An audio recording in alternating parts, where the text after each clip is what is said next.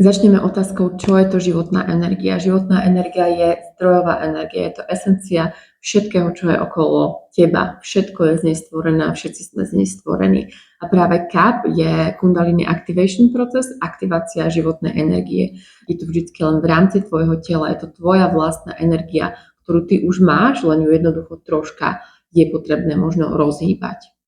Aktivácia životnej energie je proces, ktorý nám uvoľňuje tela, energetické dráhy, energetické bloky, traumy, ktoré máme uložené v tele a to všetko si naše telo a náš nervový systém pamätá. Hlavné také benefity, ktoré ti dokáže priniesť CAP, je celkové akoby uvoľnenie sa do toho života.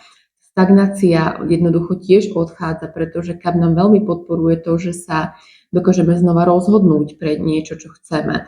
Veľmi sa posilňuje naša intuícia a jednoducho, keď sa nachádzaš v životnej nejakej fáze, kde napríklad robíš ešte veci, ktoré ti už vieš, že vnútorne nevyhovujú a vieš, že ťa brzdia, tak tam prichádza potom o mnoho rýchlejšie to rozhodnutie, že už chceš veci inak, hej, takže prichádzajú potom aj zmeny vo vzťahoch, v pracovnej oblasti, lebo ľudia začínajú viac vnímať seba a ten vzťah samého k sebe sa veľmi prehlbuje a my si potom robíme nové voľby pre seba a to vie veľmi ovplyvniť pozitívne náš život. Ja keď som začala chodiť na CAP ešte ako účastník, keď som vlastne ešte nebola facilitátor, tak som mala problém taký, že už som mala kopec techník za sebou, rôzne terapie a stále som cítila, že proste mám ešte nejaký tlak, mám niečo uložené v tele a že už to nejako ja neviem opísať, neviem to pomenovať, neviem to nájsť ako keby nejakou klasickou terapiou alebo nejakými klasickými otázkami. A vtedy som išla vlastne prvýkrát na CAP a pre mňa to bolo úplne fascinujúce, že vlastne z toho miesta, kde som cítila ten tlak dlhodobo, jednoducho sa zrazu začal uvoľňovať po jednej, po druhej aktivácii. Takisto mám množstvo klientov, ktoré majú chronické napätie v brušnej časti, na hrudi, ako vo forme úzkosti a tiež sa to dokáže krásne postupne, to, čo máme v tele uložené, uvoľňovať. Čo je veľmi dôležité, ale to, že vlastne priamo počas aktivácie prebieha len 20% celého procesu. CAP je postupný proces a preto jednoducho na aktivácii môže zažiť nejaké uvoľnenie emócií, môže zažiť nejaké vnemy, vízie, môže seba vidieť v rôznych situáciách alebo jednoducho mať nejaké telesné prejavy, tak ako tvoje telo bude uvoľňovať to napätie, ale tá hlavná časť prichádza až po aktivácii v ďalších týždňoch. Preto je veľmi dôležité sa na CAP pozerať ako na postupný proces. Niektorí ľudia cítia zmenu hneď po pár dňoch, ale u niekoho to trvá kľudne aj 3-4 týždne, kým pocíti nejaké iné vnímanie, pocíti ten iný pohľad na svet a začne sa meniť tá jeho realita. Účastník nemusí robiť vôbec nič. Tvojou úlohou je jednoducho prísť, ľahnúť si na podložku, uvoľniť sa, odovzdať sa procesu a to je celé.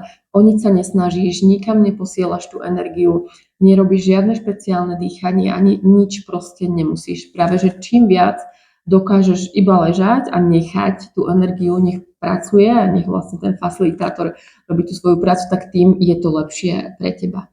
Samozrejme, postupne sa tými aktiváciami naše telo viac otvára, ľudia si dovolujú potom hlbšie prežitky a každá tá aktivácia rieši jednoducho iné témy, iné vrstvy. Takisto môžeš prísť niekoľkokrát na CAP a každý ten CAP bude iný. Preto je veľmi dôležité ho vnímať, ako som už vravela, ako postupný proces zmeny. Také z hlavných a najzákladnejších benefitov, ktoré počúvam najčastejšie od klientov, je jednoducho vnútorný pokoj, ktorý postupne prichádza. Veľakrát situácie, ktoré ťa predtým stresovali alebo jednoducho nahnevali, alebo ľudia, na ktorých si reagoval akoby reaktívne, podráždenie, tak už postupne tie situácie nemajú takú moc a ty vieš sa pozrieť na veci s väčším nadhľadom, odstupom a začneš si postupne uvedomovať možno aj svoje reakcie a môžeš ich tak potom meniť. Samozrejme, u každého je to iné. Niekto cíti viac zmenu priamo na sebe, že cíti sa inak. Niekomu viac ukazuje tú zmenu najprv jeho realita, hej, lebo my vlastne sa tým CAPom vnútorne očisťujeme a tak sa akoby aj vibračne navyšujeme.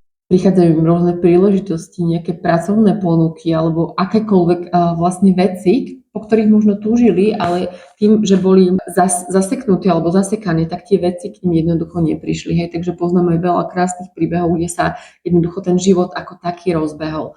Samozrejme, vždycky tam budú veci, ktoré budeme musieť riešiť reálne, hej, postaviť sa k ním čelom, rozhodnutia nejaké spraviť. Hej, že to neznamená, že keď pôjdeš na kap, tak teraz sa ti zrazu bude super dariť. Hej, práve, že môžu prísť aj nejaké výzvy, ale je to práve o tom, že ten život sa pohne. A práve veľakrát práve v tých výzvach, ktoré prídu, sa skrýva ten prechod na ten ďalší level. Hej, vždycky jednoducho ten najväčší rast sa skrýva za strachom, za bolesťou, za rozhodnutím, ktoré je veľmi možno náročné. Hej, takže nie je kap len o tom, že zrazu je všetko krajšie, ale práve ti dá aj silu robiť rôzne rozhodnutia, ktoré si možno doteraz odkladal, alebo jednoducho, ktoré si odtlačal alebo nechcel vidieť, ale potom prídu na povrch a ty už spravíš to rozhodnutie a tým pádom sa ten život o mnoho lepšie pohne. Kap taktiež krásne pomáha pri úzkostiach, pri depresiách. Môžu ho navštevovať aj klienti, ktorí dokonca berú nejaké lieky na utlmenie, na nejaké antidepresíva alebo lieky na úzkosť, takže to nie je kontraindikáciou. Takisto veľa klientov udáva akoby zlepšenie intuície, ten náš vnútorný hlas, to naše vyššie ja, ak to tak môžem nazvať jednoducho potom, keď už tam nie je toľko tých zábran a tých blokov, tak my ho lepšie počujeme a na základe toho sa môžeme lepšie rozhodovať. Cítime viac, čo je pre nás dobré, alebo kde máme povedať, že nie, tam nechceme. Hej, a veľakrát vlastne počúvam, ako niekedy vlastne nevedeli predtým, že čo je pre nich dobre, čo nie, a potom po tých aktiváciách sa jednoducho ten hlas vnútorný tak zosilní, že tá odpoveď už býva často veľmi, veľmi ľahká a jasná a tým sa aj ten život v podstate zjednoduší. A ešte si povieme, ako samotná aktivácia prebieha. Ako som už spomínala, tvojou úlohou nie je vôbec nič robiť, iba prídeš a láhneš si na podložku a počas celej aktivácie hrá pomerne taká hlasnejšia hudba. Tá nám podporuje ten vnútorný stav, aj celkovú emóciu. A ja ako facilitátor pracujem s energiou buď v celom priestore alebo priamo každým účastníkom samostatne. A takisto ako sme každý z nás iný a jedinečný, tak každý z nás aj prežíva kap inak. Niekto ho cíti viac emočne, prežíva rôzne emócie, uvoľňujú sa mu emócie počas aktivácie. Niekedy nemáš vôbec žiadne emócie, niekedy upadneme do takého akoby hlbokého stavu meditácie, do neduálnych stavov vedomia, kde môžeš mať rôzne vízie, vidieť farby, obrazce, alebo jednoducho len vnímaš akoby ten prítomný okamih, hej, že každý ten kap je iný. Tiež, čo sa týka pohybov, niektorí ľudia sú pohyblivejšie typy, hýbu sa počas aktivácií, niektorí ľudia sa nehýbu vôbec, hej, môžeš dokonca niekedy počas aktivácie zažiť až taký stav, ako keby si sa nemohlo pohnúť, hej, že to telo úplne prejde do tej vnútornej regenerácie a ten celý kap jednoducho iba ležíš úplne nehybne. Treba vždycky pred aktiváciou zahodiť akékoľvek očakávania. Viem, že možno vidíte na videách rôzne veci na Instagrame a podobne, ale jednoducho to sú vždycky len krátke nejaké výňatky, hej, z tej aktivácie, takže je veľmi dôležité dať sa do nejakej takej dôvery, že veríte, že táto energia je energia, ktorá stvorila vaše telo, takže ona dokonale pozná vaše telo a vie, čo má robiť, vie, kam má ísť. Hej, ten proces sa deje proste presne tak, ako je každý na ňo pripravený. Koľko je tvoj energetický a nervový systém schopný sa otvoriť, tak toľko môže jednoducho počas kap aktivácie prijať. Preto je to jednoducho bezpečný proces, lebo každý dostáva takú dávku tej energie, ktorú je schopný počas tej aktivácie prijať a jednoducho absorbovať. Verím, že som ti aspoň trocha pomohla navnímať, aký kap je, alebo otvoriť sa tejto možnosti, a ak by máš ešte nejaké otázky, neváhaj sa spýtať kľudne v komentári pod videom, alebo ma môžeš kontaktovať aj do správy na Instagrame.